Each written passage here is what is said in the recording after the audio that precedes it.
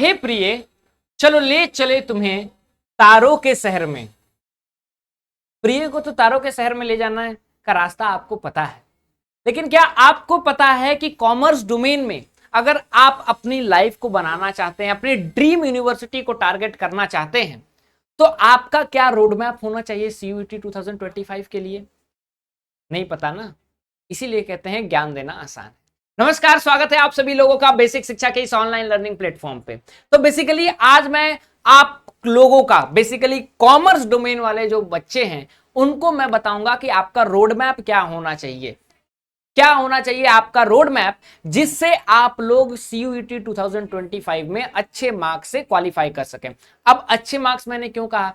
क्योंकि DU basically कहता है हम 800 में इवेलुएट करेंगे, आपका बीएचयू कहता है हम 800 में नहीं करेंगे, हम आपका 2 डोमेन, एक जनरल टेस्ट, एक लैंग्वेज ले लेंगे। आपका एयू कुछ और कहता है। तो कॉमर्स के बच्चों के लिए बहुत सारी वेरिएबिलिटी रहती है, इसीलिए मैं कह रहा हूं आपके लिए रोड मैप क्या रहता है। और कॉमर्स वाले बच्चों का डोमेन भी थोड़ा टफ रहता है, ऐसा नहीं है कि इजी डोमेन है, ठीक है। तो आपको लास्ट तक बने रहना है और देखना है कि आपको चांद पार ले जाने का, मतलब आपको आपके ड्रीम यूनिवर्सिटी, सपनों के शहर ले जाने का रास्ता क्या होने वाला है। तो चलिए शुरू करते हैं और आपको मैं थोड़ा सा टॉर्च बियरिंग कर देता हूं, रास्ता दिखा देता हूं। और कॉमर्स स्टूडेंट के बच्चों के लिए सबसे पहले तो मैं कहूंगा कि भैया practice practice practice practice makes a man perfect. तो आप अगर परफेक्ट बनना चाहते हैं तो प्रैक्टिस करना होगा। क्यों? अकाउंटेंसी और इकोनॉमिक्स, एनटीए ने अकाउंटेंसी और इकोनॉमिक्स में 1-1 घंटे का समय दिया है ना। बाकी सब सब्जेक्ट्स के लिए क्या है, 1 घंटे मिलते हैं? नहीं मिलते हैं, 50 मिनट मिलते हैं। यहां पे 1 घंटे मिल रहे हैं। तो 1 घंटे क्यों मिल रहे हैं? बिकॉज कैलकुलेटिव सब्जेक्ट है, कैलकुलेटिव सब्जेक्ट है, उसको हम पता है कि ये थोड़ा हार्ड पढ़ने वाला है बच्चों के लिए। So why to waste time? आपको पता होना चाहिए कि चीजें कैसे होंगी। सबसे पहले तो आपको अपना सिलेबस पता होना चाहिए। बहुत सारे बच्चे कहेंगे सर बोर्ड में तो ये चैप्टर नहीं आया, आप इकोनॉमिक्स में कह रहे हैं ये आ रहा है, 11th में माइक्रो इकोनॉमिक्स पढ़ा है। सीबीएसई हिंदी मीडियम वाले कहेंगे, यूपी बोर्ड वाले, हम लोग तो माइक्रो मैक्रो दोनों पढ़े हैं, ठीक है। तो क्या हम लोग पढ़े, क्या नहीं पढ़े? पहले तो बाबू आप जाके सिलेबस देखिए। सिलेबस मैंने डिटेल में बताया है, डिस्क्रिप्शन में लिंक है, आप उसको देख लीजिएगा अच्छे तरीके से, ठीक है, कि क्या आपका होने वाला है सिलेबस। अब सिलेबस बस कॉमर्स डोमेन का, या फिर आप जनरल टेस्ट 7 दे रहे हैं तो उसका भी, लैंग्वेज का भी, ये सिलेबस आपको पता होना चाहिए। और सिलेबस के बाद जो आपको जानना चाहिए वो है स्ट्रैटेजी, की आपकी स्ट्रैटेजी क्या होनी चाहिए। स्ट्रैटेजी फॉर एग्जांपल मैं बताऊं कि आपको 60 मिनट मिल रहे हैं, 50 क्वेश्चन दिए हुए हैं, करना 40 ही है। तो स्ट्रैटेजी होगी कि 10 ऐसे कौन से क्वेश्चंस मैं छोड़ूं जिसमें मैं 40 में 40 सही करके आ जाऊं डोमेन में।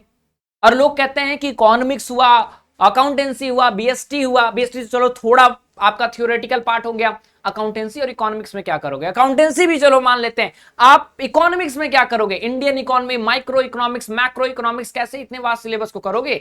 3 बुक यहीं पे आ गया, 2.5 बुक मैं कहूंगा। उसके बाद आपका क्या है? उसके बाद आपका अकाउंट, बीएसटी, ये सारे भी सब्जेक्ट्स तो हैं। तो परफेक्ट स्ट्रेटेजी होनी चाहिए कि कब स्टार्ट करेंगे, कब आप कौन सा चैप्टर कंप्लीट करेंगे। जैसे कि वरदान बैच के बच्चों को स्टडी प्लानर मिलता है, आपको भी वो फ्री में अवेलेबल है। ऐप डाउनलोड कीजिए, ऐप में आप चले जाएंगे सेक्शंस में स्टडी प्लानर के, तो आपको मिल जाएगा कि क्या आपका स्टडी प्लानर होना चाहिए, उससे अंदाजा मिलाइए।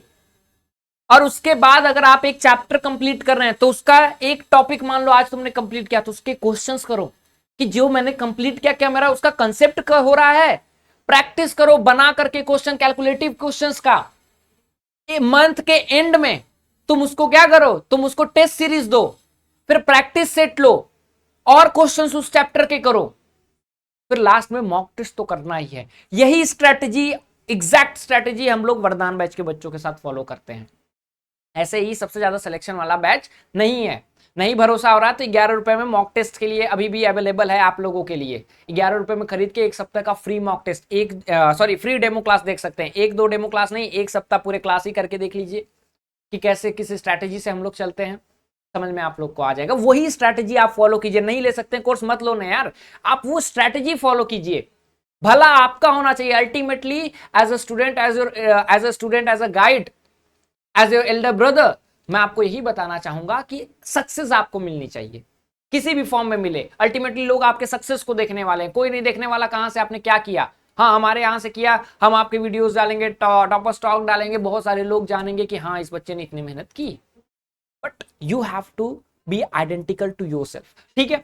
उसके बाद सिलेबस कंप्लीशन का आपका स्ट्रेटेजी रहना चाहिए कि मैं सिलेबस इतने दिनों में कर लूंगा, और सिलेबस के साथ साथ आपका रिवीजन नोट मेकिंग भी होना चाहिए। नोट मेकिंग इसलिए जरूरी है, मैं बार बार एम्फेसिस करता हूं, क्योंकि आपके सबकॉन्शियस माइंड में जब आप लिखते हैं, देखते हैं चीजों को, पॉज करते हैं, लिखते हैं, तो सबकॉन्शियस माइंड में जा रहा है, फिर आप बुक पढ़ेंगे, फिर आप नोट्स बनाएंगे, रिवीजन करेंगे, तो कितनी बार का ये प्रोसेस है। और कम से कम डोमेन वाले बच्चों को तो मैं कहता हूं कि सीयूटी एग्जाम से पहले, बैठने से पहले, सेंटर में जाने से पहले पूछना अपने आप से कि क्या तुमने 6 से 8 बार बुक को पढ़ा है कि नहीं, एक चैप्टर एनसीईआरटी को पढ़ा है कि नहीं, क्योंकि एनसीईआरटी ही आपका रामबाण है डोमेन में। डोमेन में कुछ नहीं, और वो एनसीईआरटी जिसमें एक भी चैप्टर कटे उटे ना हो, पूरा का पूरा एनसीईआरटी, ठीक है। उसके बाद मॉक टेस्ट देना जरूरी है, और to do list. Mock test तो आपको 100% देना होगा, और टू डू लिस्ट भी आपके पास अपनी होनी चाहिए। टू डू लिस्ट का मतलब क्या है कि आपको कौन सा काम करना है, कौन सा काम नहीं करना है, ये आपको पता होना चाहिए, नहीं तो दिक्कत बहुत ज्यादा होती है, ठीक है। टू डू लिस्ट का मतलब है एक दिन बनाइए लिस्ट कि आज मैं इतने सारे चैप्टर्स को कंप्लीट करूंगा, रिवीजन करूंगा, ये सारी चीजें करूंगा, और सोते समय देखिए कि क्या आपने वो किया है। अगर आपको ये एक और वीडियो चाहिए स्ट्रैटेजी पे, टू डू लिस्ट पे, कोई भी वीडियो चाहिए जो आपको समझ में नहीं आ रही इस वीडियो में, आप कमेंट सेक्शन में बता दीजिएगा, मैं उस पर भी बना दूंगा आप लोगों के लिए, ठीक है। तो आपके पास अपना जो है एक स्ट्रैटेजी, एक रोड मैप होना चाहिए। सब बच्चों का अलग अलग होता है, ठीक है। टाइम टेबल कहोगे तो वो भी मैं ला करके एक दे दूंगा, सैंपल टाइम टेबल, जिसको अपने हिसाब से मोल्ड कर लेना, ठीक है। और उसके बाद जो है सबसे ज्यादा इंपॉर्टेंट, रिलैक्स रहिए, खुश रहिए, पैनिक नहीं होना, प्रेशर नहीं लेना है। क्यों दुनिया में प्रेशर लेकर के, पैनिक ले हो करके क्या कर लोगे, कुछ कर पाओगे नहीं, प्रेशर नहीं करना है, ठीक है। तो आराम से रहना है, चिल होकर के रहना है, दिक्कत की कोई बात नहीं है, ठीक है। बाकी कॉमर्स डोमेन एक वास्ट डोमेन है, क्योंकि बहुत सारे बच्चों को इसके साथ जीटी भी करना पड़ता है, लैंग्वेज भी करना पड़ता है। इसीलिए मैं कहता हूं कि बाबू अच्छे से इस कॉमर्स को टैकल करना। कोई भी और नीड चाहिए कि अकाउंटेंसी पे अलग बना दूं, इकोनॉमिक्स पे अलग बना दूं, कमेंट सेक्शन भरो।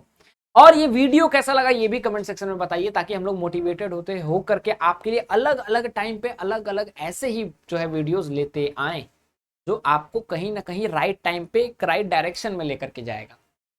तो आज के लिए बस इतना ही करते हैं, नेक्स्ट वीडियो के लिए आप बने रहिए, आपके लिए उसमें भी कुछ खास, कुछ नया, कुछ मजेदार आने वाला है। तब तक के लिए जय हिंद, नमस्कार, धन्यवाद सो मच, ठीक है। मिलते हैं अगली क्लास में, अगली वीडियो में। कोई भी नीड हो कमेंट सेक्शन, कैसा लगा वीडियो कमेंट सेक्शन में बताइए, चैनल को सब्सक्राइब कीजिए, लाइक कीजिए। Thank you so much, that's all from my side.